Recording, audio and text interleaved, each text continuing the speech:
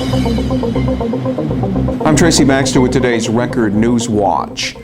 The dreary weather matched the somber mood of the hundreds of people who came to Skate Time 209 in Accord earlier today to pay their respects to fallen Army Sergeant and hometown resident Sergeant Shawn Farrell, who was killed last month when his Army unit came under attack by enemy forces in Afghanistan.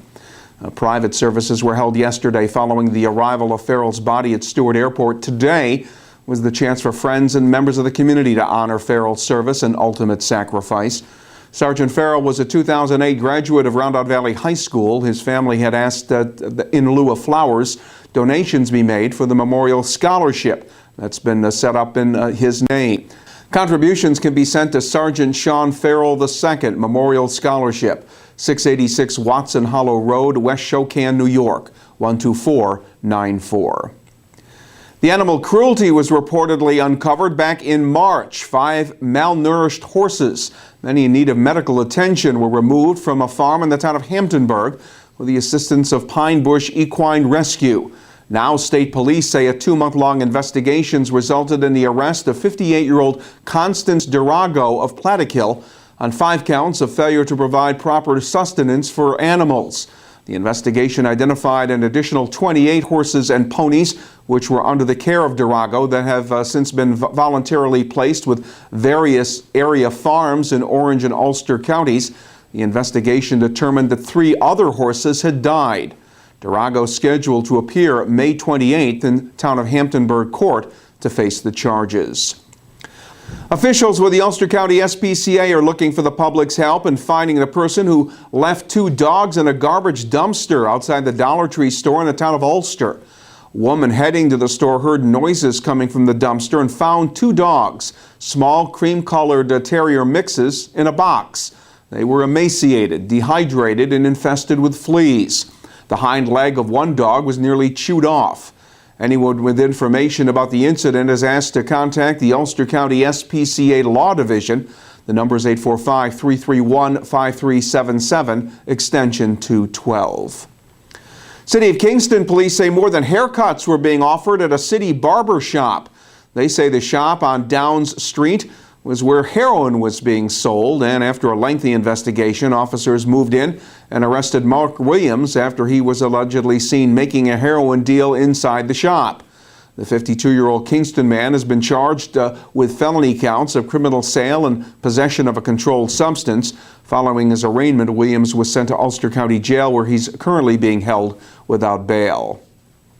Investigators are attempting to determine what touched off a fire that destroyed a home in the town of Deer Park yesterday. Fire broke out at around 11 a.m. at the DeGraw residence on Peenpack Trail in Sparrowbush. Neither the father or the son who lived there were home at the time. Sparrowbush Fire Chief Jack Flynn said due to the remote location of the house, fire may have been burning for an hour or so before anyone noticed the smoke and made the emergency call.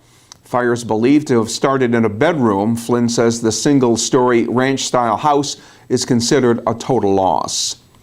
In Sullivan County, a woman from Pond Eddy's been arrested for reportedly stealing thousands of dollars in public assistance benefits. 28-year-old Andrea Lee was charged with grand larceny, falsifying business records, and offering a false instrument for filing. Investigators with state police and the Sullivan County Fraud Unit say Lee submitted false claims for child care totaling about $12,000. If you leave the scene of an accident, you may soon face tougher penalties. The New York State Senate voted in favor of legislation that would impose up to 7 years in prison on a hit-and-run motorist who flees the scene of an accident that resulted in an injury. The crime currently carries a sentence of up to a year. The fines and potential prison sentence for leaving the scene of a fatal crash would also be increased. Similar legislation is pending in the State Assembly. The Orange County Board of Elections in Goshen will look a lot different if county legislators sign off on a $12 million upgrade proposal involving several government buildings. Tops on the list would be the Board of Elections, where the existing 78-year-old building on Court Lane would be demolished, and renovating the adjacent IT building, then adding to it 14,000 square feet of additional space.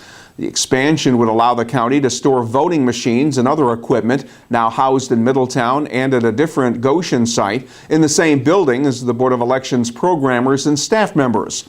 The complete list of building improvements will be presented to the county's Physical Services Committee later this month. A vote by the full legislature could come June 5th. And if you are dealing in a controlled substance, not a good idea to draw the attention of police. City of Kingston police say that's what happened when they got a call for a disturbance at a residence on Madison Avenue in Kingston. Police say 53-year-old David Newton and 51-year-old Andrew Newton were involved in an altercation in their home. Both of them resisted arrest, and during the incident, police say they noticed marijuana growing in containers and packaged in bags throughout the home. Charges against the pair include obstruction of governmental administration, resisting arrest, and criminal possession of marijuana. Dreary would be a good word to describe our weather today, and don't expect much in the way of improvement tomorrow. The Friday forecast calls for clouds and an occasional shower, with temperatures topping out in the mid-60s. Saturday will feature a mix of sun and clouds with a chance of a passing shower. The high Saturday will be up around 70 degrees. And right now looks like we'll have sunshine for Mom on Mother's Day. We'll get an edge on the day by starting it with the Times-Herald Record. And anywhere news breaks, you will find it right here at Record Online. For Record Newswatch, I'm Tracy Baxter.